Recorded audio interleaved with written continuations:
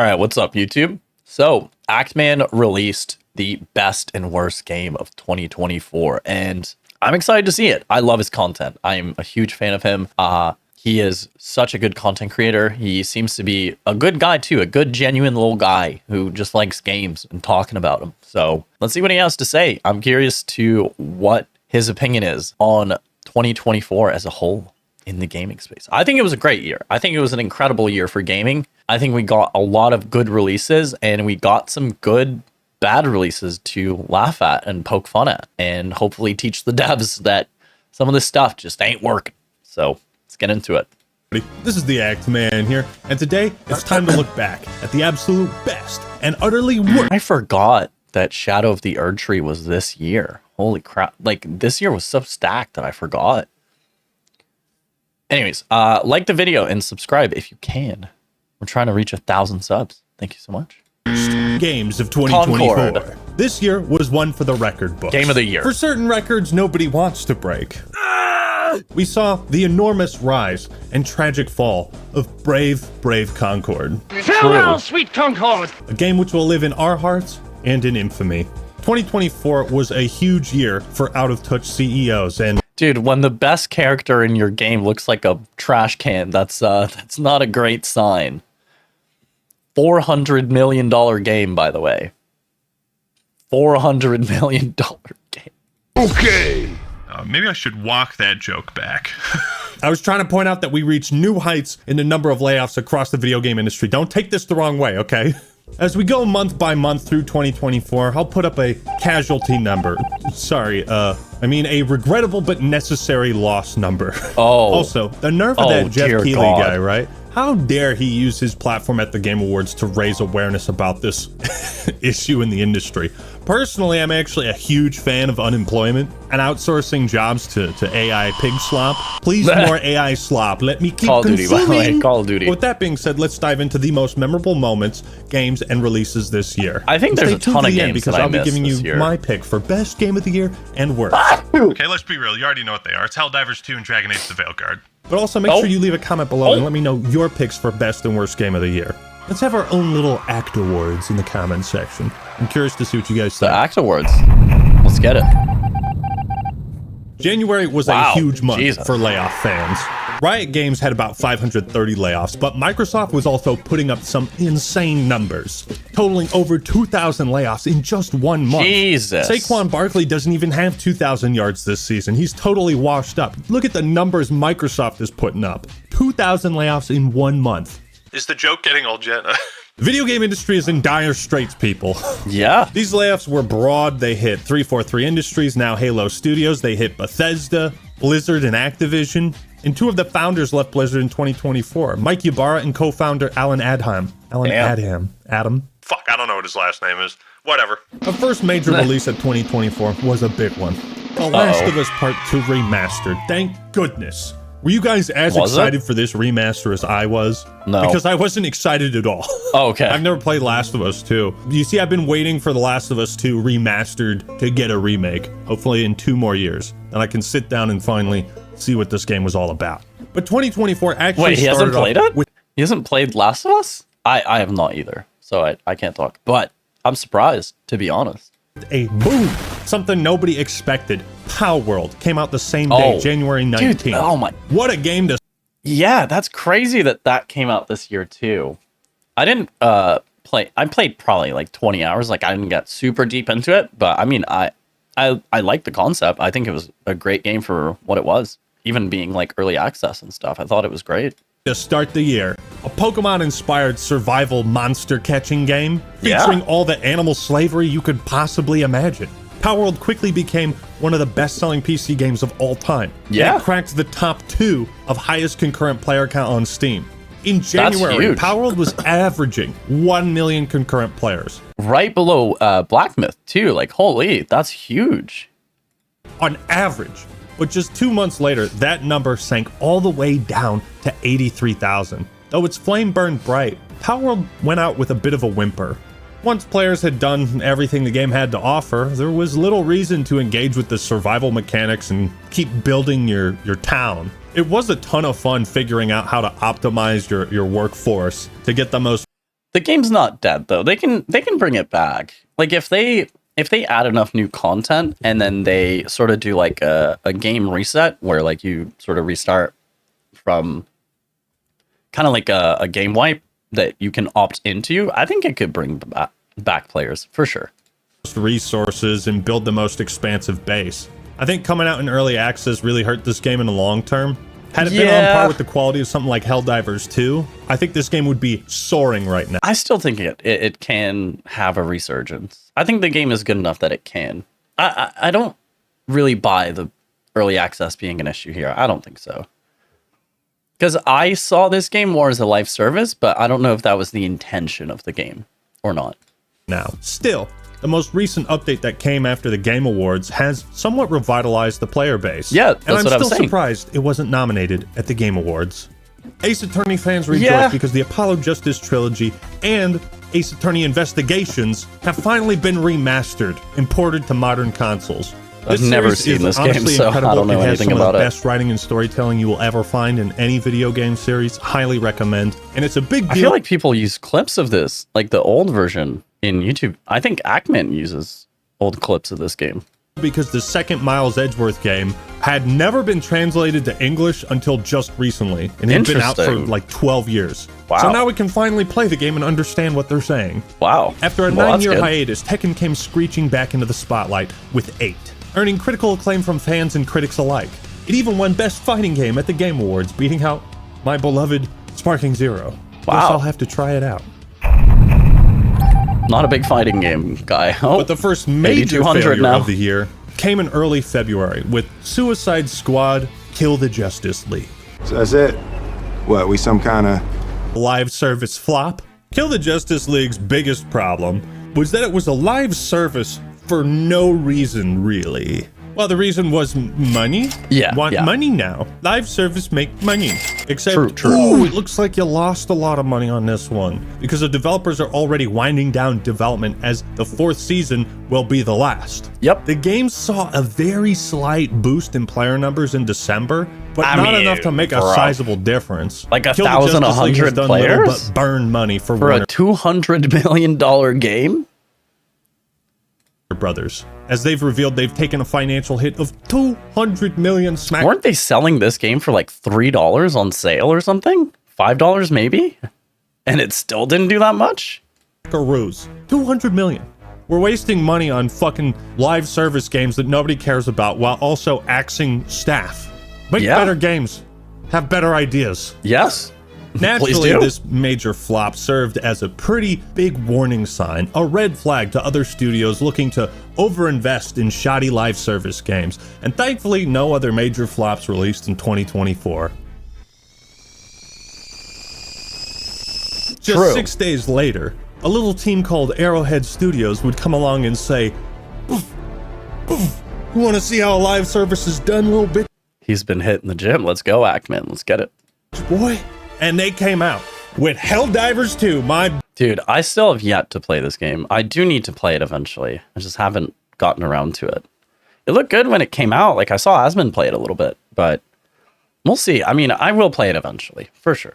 We'll give it a try. Boy, my goat, my game of the year. God bless Super Earth. Salute in chat right now. Sorry, wrong salute. We sacrifice for paradise. Anything less will not suffice. Helldivers 2 took over the gaming zeitgeist for months. It was all anybody was talking about.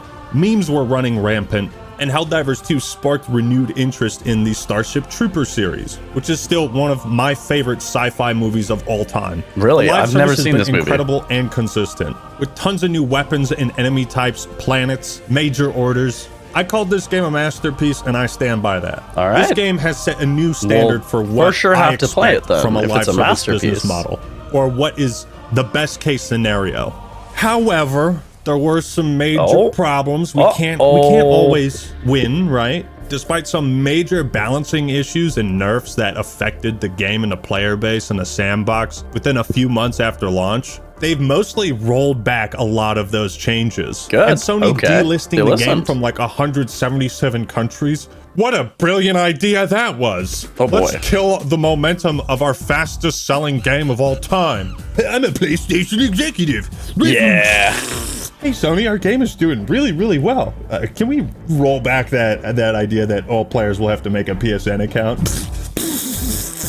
Yeah. That was a big controversy, and I'm pretty sure that's why I didn't end up buying the game in the end. Because it was a completely boneheaded decision that kind of didn't make me trust the game that much anymore.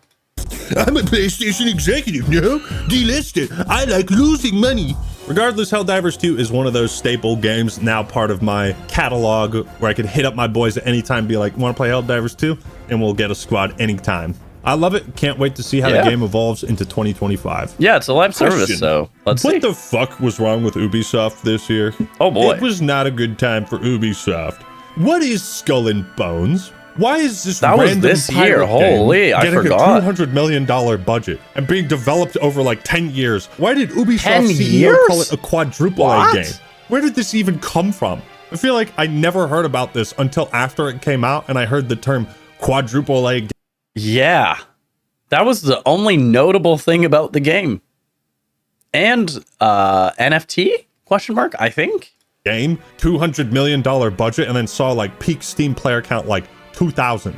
Ubisoft even wanted to make a TV series out of this game. What is with these studios and wanting to like make a multimedia franchise out of something you haven't even proved can succeed as a video game? Yeah. Concord? It perplexes me to no end why Yep. publishers risk so much over investing in these projects that they don't even expect to break even on. Skull and Bones marked a new milestone, the first quadruple A gaming failure.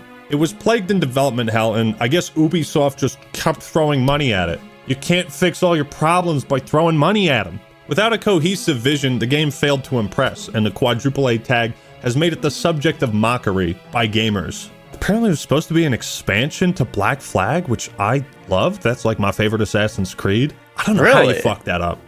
How lucky are we, man? Wait, oh yeah, it was supposed to be an expansion to Black Flag. That I did hear that.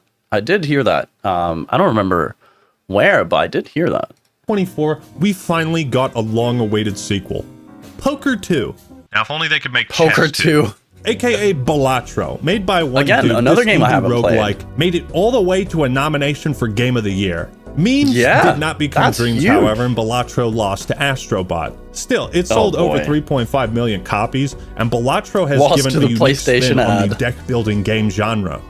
Unfortunately, 2024 was not a good year for Star Wars fans. No, Arguably one of the but- worst, as Respawn, the developers of Titanfall 1 and 2, What was the last good year for Star Wars, though? It wasn't any time in the last, 10 years, no? It was way before the prequels. we're working on a new Star Wars FPS single player, the likes of which we haven't seen since Jedi Academy. God damn. How's progress on that coming along? Great. I'm sure. Of course it's canceled. Oh, it's canceled. Yes, I didn't even read let's that. cancel Respawn's FPS game, but let's keep throwing money at this fucking dumpster fire pirate game. I still haven't forgotten how incredible Titanfall 2's campaign was, but it seems somebody at EA forgot. Somebody really I bought the game and it wouldn't run on my PC, so I had to refund it. I think I bought it for $5 because people were saying it was really good and it was on sale, but for some reason it just wouldn't run on my PC. So I had to refund it. But I would have loved to play it because people were saying really good things about it. really important. I sure do love layoffs. I love unemployment. I love Uh-oh. how it What's stifles the and counter at? destroys creativity in the industry. As the old saying goes, can't have shit in Mos Eisley. It's a fucking shithole. I have no doubt the Star Wars game would have been incredible, but now we'll never know. We will Final never know. Fantasy VII Remake got its second entry with Rebirth. Someday I'll get around to playing these games, but the idea to split a remake into multiple parts was a bold strategy, but it sure has paid off, Cotton, as Rebirth has gotten even better review scores than its predecessor. It's nice to see a modern retelling of a classic game succeed to such a high degree. It goes to show that there is magic in the writing. Some stories are timeless and they're so good they deserve to be remade and retold. Sadly, on March 1st this year, we lost an absolute legend, Akira Toriyama, creator of Dragon Ball. His work and impact on this world will last the rest of our lives and beyond. There have been so many kick-ass Dragon Ball video games. I love the series and just wanted to give him a little love. But the suffering for Star Wars fans was not over, as we were sucker punched with the Battlefront collection. Dear God. I was hoping to forget this existed too, but sadly here we are. Yet another in a long list of disingenuous dogshit remasters that solely exist to squeege our collective nostalgia for any pennies it might be worth. I mean, this was on par with Warcraft 3 Reforged. It's just an objective downgrade, barely functional, no new innovations or content to speak of, a complete insult to fans. There was no reason for this to be made or released in the state that it was, and it makes you wonder why they would rush out such an awful remaster instead of, I don't know, doing something with those nearly complete builds of Battlefront 3? Just like, what are we doing out here? What are we doing? The devs behind the Battlefront collection, Aspire, had a chance to somewhat revive an aging community and reinvigorate this game with some new life, but the flames were immediately extinguished just as fast as the beacons were lit. It's been 7 years since a real Star Wars Battlefront game. It's a series that is supposed to print money. It shouldn't be this hard to figure out, but for some reason it is. Give Battlefront a Respawn. How about that? There's an idea. Dragon's Dogma 2 is one of those RPGs I look at and say, wow, I can't wait to play this. And then my brain says, hey, you haven't replayed Oblivion in 3 years. And I go, ah, shit, you're right. I missed out on Dragon's Dogma 2. My only hope is that it was as dogmatic as the first one, which came out in 2012. This year was stacked with long-awaited sequel after long-awaited sequel. It was nominated for Best RPG at the Game Awards, but it sadly didn't win. Been spending most our lives living in the Gooner's paradise. I beat my meat once, twice, or thrice, living in the Gooner's paradise. Play this Stellar game. Blade released on April 26th. I haven't and played though this game. gameplay was solid, the boss design incredible. Is it only on PlayStation 5 though? It might be. That's not what most people were talking about online. Discourse kind of devolved into boobies and outfits, which is fine, I boobies. guess. It just kind of makes you wish this discussion occurred around, like a Dead or Alive beach volleyball game. Stellar Blade's main character, Eve, sparked a really big discussion around sex appeal in gaming. How necessary is it? How far can you push it? I covered that in a previous video, but that aspect really seemed to Yeah, it's only on PlayStation 5. So us PC boys don't get to enjoy the content. That's very sad. Unlucky. overshadow any discussions around the game's story, its combat, and its gameplay, which I felt were pretty solid. A worthy entry in the Souls-like genre. Yeah, sure. Back on May 7th, Microsoft announced they weren't done for the season, man. 2,000 layoffs, rookie numbers. Rookie They put up numbers, an damn. extra 705 on one day by shutting down Tango Gameworks, Arcane Austin, and Alpha Dog Games. This caused a huge controversy, which I also covered, because Xbox severely lacks major first-party titles. They have for a long time. So getting rid of Tango, the developers of Hi-Fi Rush, was seen as a sign that they don't give a shit how good of a game you make. Gotta drive Game Pass subscriptions, that's the only thing that matters. Hi-Fi Rush was beloved by pretty much everybody who played it, so it continued this trend of Microsoft cutting costs and getting rid of workers in ways People say good things, but I don't think I've ever seen anyone play this game.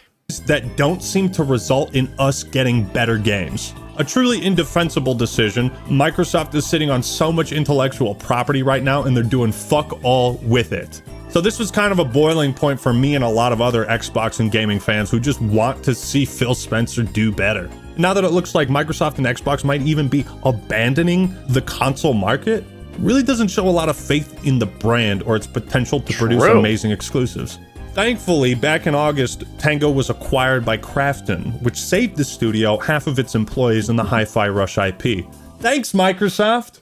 Animal Well made its way to the Game Awards as well, yet another indie title created by just one guy, as part of Video Game Donkey's Big Mode Games studio, or publisher. Whatever it is, I think it's a great sign that Oh, I two didn't know he had indie a games gaming made it studio. all the way to nominations at the Game Awards. I Yeah, love that's Video pretty Game damn Donkey, cool. and I'll always root for him, and by extension, Yeah, I mean, he seems like I don't feel like he's been in very many controversies, if any at all, to be honest. So that's pretty.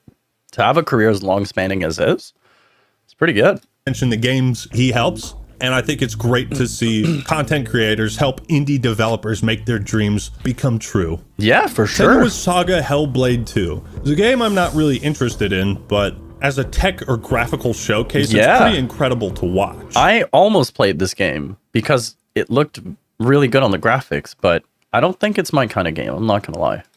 Doesn't look like it's much fun to play. Yeah. But the actress Melina Juergens won an award for Best Performance. So you'll have to tell me in the comments below if Hellblade 2 is worth playing for the story, because I'm a little curious. Ladies and gentlemen, it turns out X-Defiant could not compete with Call of Duty. Yeah. Well, it was fun for a few days and I enjoyed my time playing it. The COD clone did... I didn't. It never ran well for me. I couldn't get any of the settings to work properly. It wasn't working with the mouse that I had at the time properly. Mouse is too fancy for the game, like all this sort of, I don't know. I never got it to run as well as it should. And there was also netcode issues. I don't know. It never felt that great to play this game for me, unfortunately.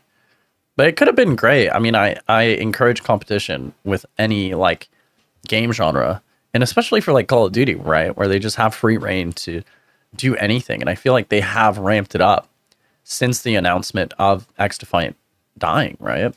little to stand out. And they could never... There might not even be correlation between them ramping it up and X-Defiant dying, but it does feel that way.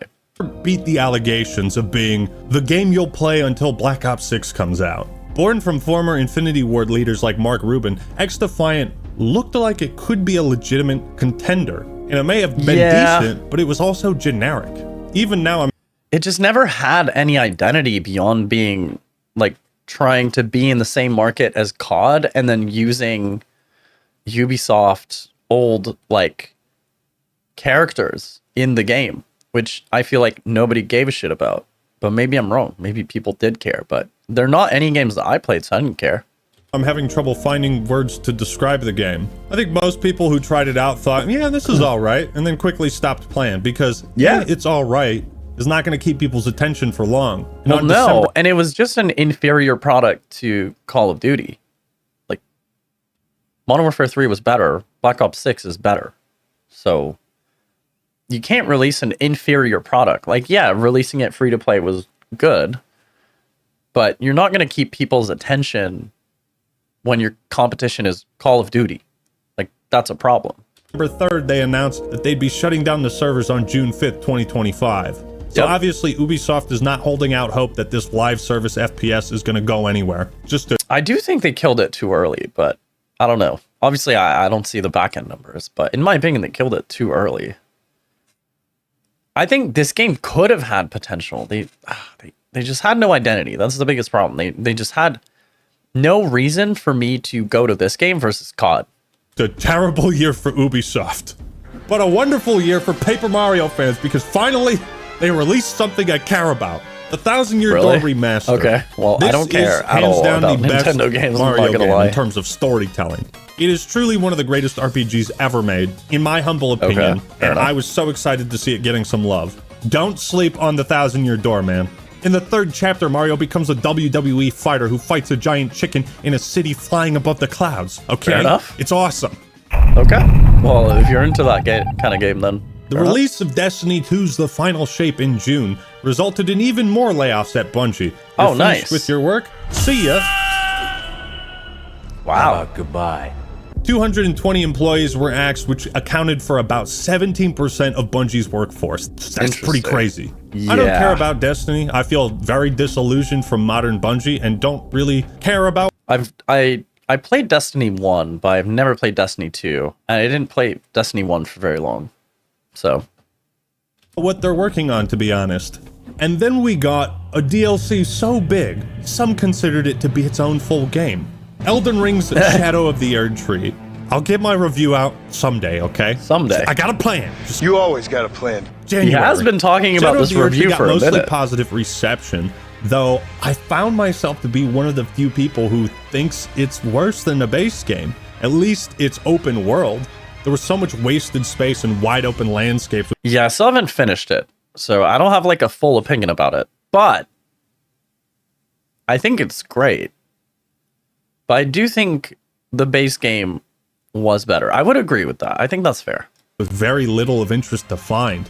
It marked the first time I ever got bored in a FromSoft Souls game. Really? Every area was gorgeous Okay. and stunning with its art direction, but painfully simplistic. I mean, seeming as I didn't finish it, I might feel the same way. And dull to play through. The big highlight, of course, were the bosses and the new weapons and movesets, which FromSoft knows what they're doing there. Still, it feels like FromSoft finally hit the ceiling of what they can get away with Dark Souls boss design. And it seems like we're gonna need another lateral move like Bloodborne and Sekiro. That's what Night Rain kind of looks like, so I'm excited for that. Night Rain. Okay, we'll keep that in mind, guys. Night Rain. There's nothing. Thank you, son. Oh, okay, sure. After Palworld hit its record-breaking Steam concurrent player count, I didn't expect anything else this year to top it. And then Black Myth Wukong came out.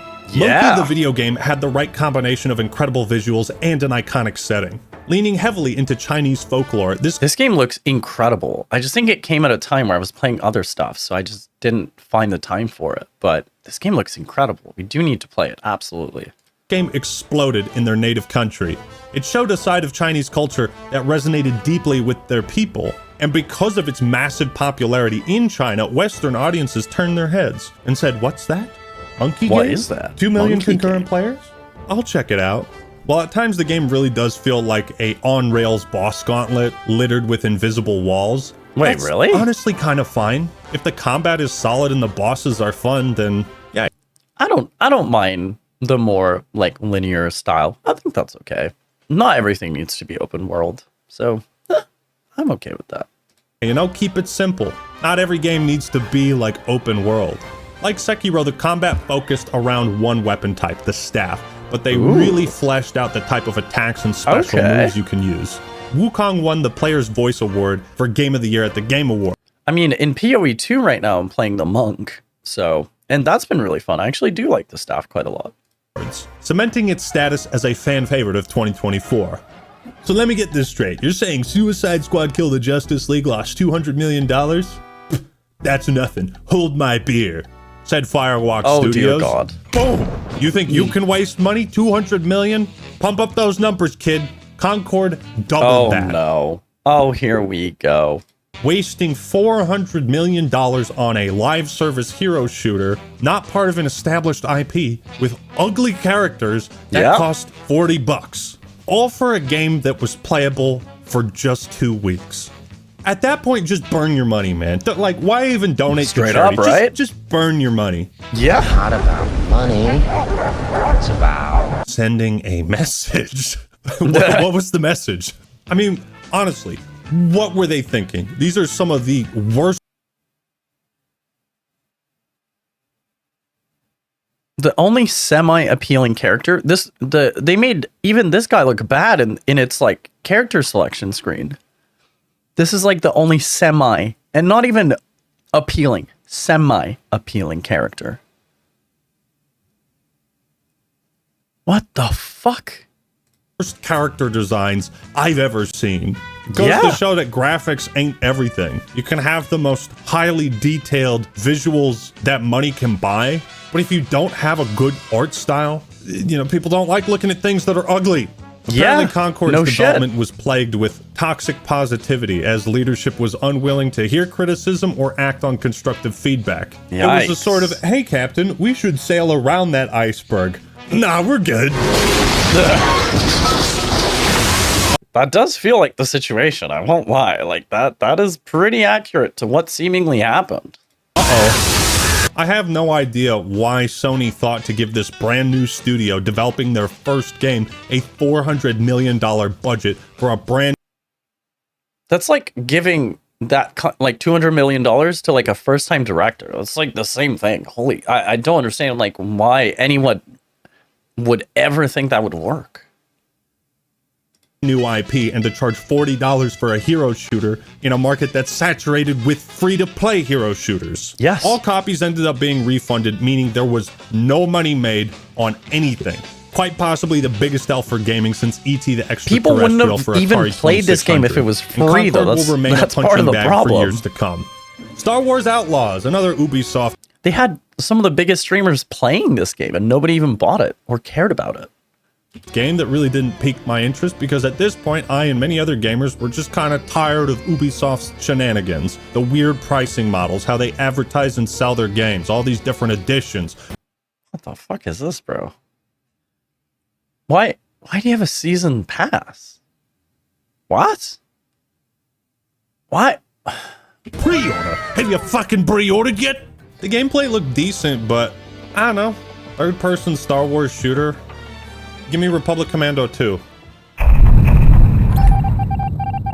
Oh boy. On September 6th, 12,000. ladies and gentlemen, the 2024 Game of the Year came out.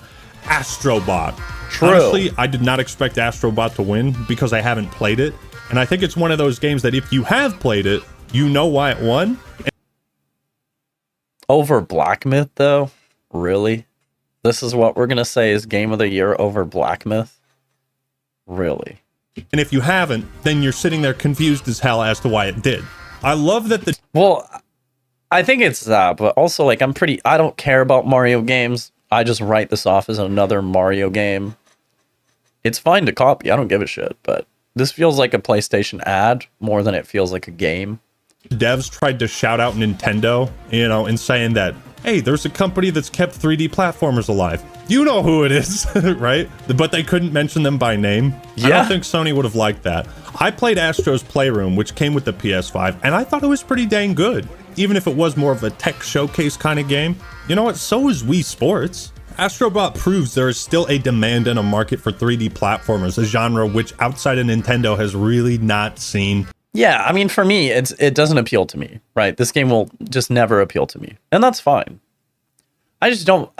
To me, it's just hard to validate this game over Black Myth. To me, it just no. Much love over the years, except maybe Ratchet and Clank. And I've played neither, but like just from the gameplay that I've seen, right? Like I've watched some people play it and stuff, and it just doesn't. It feels impossible to put them on the same level. It just feels like Black Myth just wins every single time.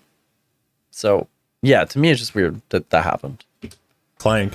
But I know a certain Baron Bird who would be happy to hear this news if they weren't dead. 2024 was a fantastic year for Warhammer 40k fans as we finally got Space Marine 2. And what a major standout it was. A fun arcadey third-person shooter that you can play with up to 2 buddies. It felt like a throwback to Gears of War co-op. I had a blast with a campaign playing it with my buddies, and though I didn't spend too much time with multiplayer, sometimes it's nice to just play a game for 10 to 15 hours and then say, I haven't you know played what? this game That either. was great. I had my fun. think it's my I'm kind of moving game on. though. But what I'm not It going doesn't to look play like it. is Starfield Shattered Space, the first expansion. Remember Starfield? So Bethesda released the first, possibly only DLC for Starfield, and nobody really talked about it or played it. I think Starfield was a game that at first everyone was super excited to play.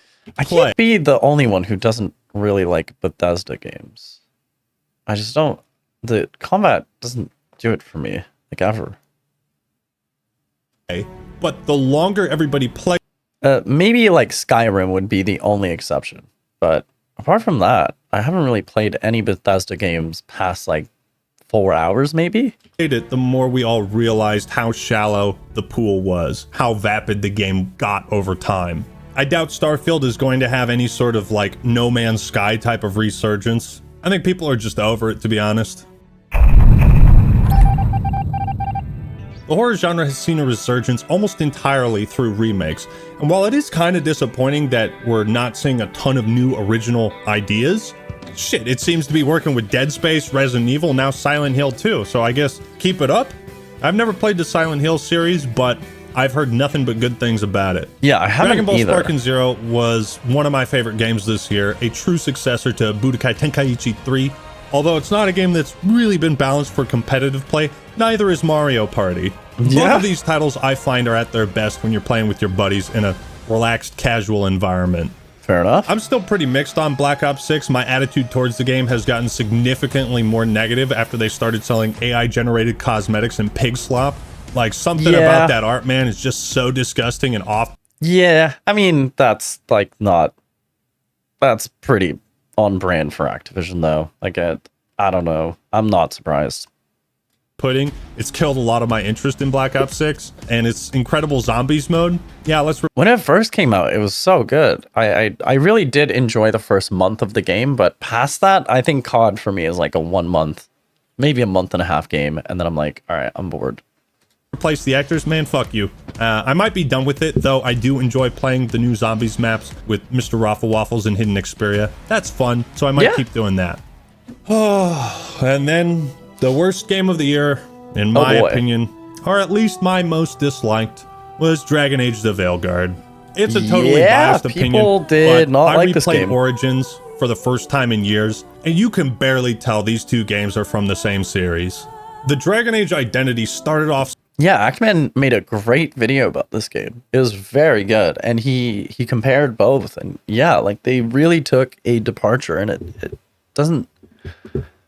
It's just weird why they did it. I don't really get it. So strong. You have like a proven formula that works that people are craving, and then you're like, nah, fuck this. We're just gonna go completely different. And confident in 2009. But over each entry, more and more of what I loved about the first game has been lost. I could not stand playing this game. Don't like the combat. I hate the dumbed down RPG mechanics, the stupid dialogue wheel, the talking protagonist, and it's wild that Baldur's Gate 3 is doing what Dragon Age Origins used to do, and succeeding to such a great degree. Baldur's Gate is great. I can't get behind the turn-based though. For some reason, like I'll play like 10 hours of the game and then I just can't anymore, and then I'll re-uninstall it. It's a great game though, but I don't know, for some reason the turn-based combat just does not do it for me. Veilguard to me was just like the final nail in the coffin that BioWare is truly cooked. After Anthem and Mass Effect Andromeda, now Veilguard, they have needed a W for a long time. And they just keep on taking fat L after fat L. One thing you gotta give Stalker 2 credit for is being developed during a war. Talk about dedication. Some of the Ukrainian developers for Stalker 2 had to flee their homes, and others ended up joining the Ukrainian armed forces. I played a bit of it while they're at war with Russia. The devs GSC were also subjugated to constant cyber attacks. Couple hours of it. It's just insane to think about. Do you think Sun Tzu ever considered how interfering with foreign game development might help you on the war front? This was the first new Stalker game in 15 years, and though it's currently sitting at mixed reception, I think given its very unique and troubled development cycle... Yeah, I think that's fair. I think it's fair to shoot it a little bit of bail, considering, you know, the situations that the devs have had to go through to get this game out. I think that's fair. I can deal with that. I wonder if Stalker fans are somewhat forgiving about the state of the game. So let's hope they can keep... I hope so. I hope so. But I just don't know how many people even know about it, though. That's kind of the issue. But, I mean, I would be more than willing to shoot him bail for that. 100%. Some positive momentum going. 14K. December was utterly stacked with new releases. Marvel Rivals is incredible. Yeah, dude. They released so many good games at the end of the year. PoE 2, Marvel Rivals. It is everything great about hero shooters and is allowing us all to relive that sort. Man, I haven't played Marvel Rivals in probably a little bit over a week. I do miss it. It's just, man, with Wuthering Waves 2.0, PoE 2, like I'm just there's so many games for me to play right now and try and get through that it's like hard to find time for it. But I fucking love the game. I think it's great. Sort of discovery of Overwatch. It also proves that hero shooters can still work. Yes, they absolutely can. Brand new ones. All you need is this little known IP called Marvel. Make the game free and don't lock any of the heroes behind a paywall. And also make the heroes look really fucking good. And that's going to help your product. Really simple, but extremely effective. I played the closed beta a few months ago, and yeah, that's how I learned about Marvel Rivals in the first place. Was Actman talked about it and he thought it was good. One of my points of advice was, hey guys, make the heroes free and just charge for skins. It looks like they're that makes a lot of sense. And I wish Valorant, well, they kind of do. You can earn the characters, but you have to do it through like playtime. So basically, you do get an advantage early on in the patch if you purchase the character before other people get to earn it. So whatever, I don't know. borderline scummy, but I just, yeah, whatever is right. What are you going to do? Doing that, and I got no problems with Marvel Rivals. At least Yeah. not major ones. But Me stay neither. tuned for a future review. Okay. While I'm still I washing will the, watch the that. awful taste I'm of excited. Diablo 4 out of my mouth, Path of Exile 2 came out. Yeah, I believe in PoE early 2, access, baby. but after I reviewed Diablo 4, I was told, gotta check out Path of Exile, gotta do it. And I just might be doing that soon enough. Hell yeah. Another review we're going to watch then, because I'm excited to hear what he has to say about the game, man. I'm still working through. I want to get at least till endgame before I give the early access a review. It's crazy to me that there hasn't been a big budget Indiana Jones game in forever. But choo choo, motherfucker, Indiana Jones and the Great Circle came out, and this game looks incredible. I haven't had time to try it out yet, but I'm also a bit surprised more people aren't talking about it. And finally, we had the Game Awards, which I felt rounded out the year very nicely. Would you believe there was 154 million viewers across Really? Holy shit, that's crazy. these live streams? That's insane to think about. And if Wow. that metric is anything to go by, then interest in video games is at an all-time high. Yeah, I mean, seriously, that's a crazy number. I did not expect that. That's like half of the US population. I think it was a fantastic celebration of the best parts of the industry. And like I said, Jeff Keighley did the right thing calling out industry layoffs, as 2024 was the biggest we've Yes. seen. I mean, There the was a ton only of- thing that you can criticize him for here is that the guy that he used for it apparently works for Tencent. I haven't done the research to like fully confirm it, so this could be inaccurate information. But if that's the case, it's a bit like backhanded, like, yeah, it's weird. But I mean, it is good to bring attention to it, but maybe just not in the best, maybe didn't have the best execution for it. discussion around the Game Award nominations, and though it was controversial, I don't think people got too heated over it. It was I a hope fun not. event, a lot of cool reveals, a lot of games and people getting recognized, and some awesome trailers to see. Yeah. As I've been saying Fair all enough. year, 2024 has been a year of I extreme. watched the Actman stream of the Game Awards stream. Funny enough, that's who I was watching. I didn't know he was going to stream it, but I saw he was live on YouTube, and I was just like, all right, let's watch this. Why not? highs and the lowest lows. We've seen incredible releases like Marvel Rivals, Helldivers We 2, have. Black Myth Wukong, and Yeah. Astrobot, some major indie successes, but also we've seen record-breaking failures with We Suicide have. Squad Kill the Justice League and Brave Concord, which does Brave leave Concord serious doubts indeed. about the future of AAA gaming and how mega flops like these could lead to further instability and layoffs in the future. That, but the biggest thing that I hope it does is just teaches these idiot game, like, old heads who seem to make these decisions happen that these are horrible decisions and they will cost millions of dollars. So don't do that. But those were the best and worst games of 2024, brought to you by the Actman. So Shout out to the Actman. Thank you so much. I love his content. Go sub to him. Bro, really? Why does this keep happening? Sorry, I wasn't sub to him, but subscribe, and I liked the video. I would love for you to do so as well. The Actman is probably one of the best gaming content creators on the platform by far. So yeah. Anyways, thank you so much for watching. Trying to get to 1,000 subs, so don't forget to sub, and I appreciate your time. Thank you so much, and you guys have a good day.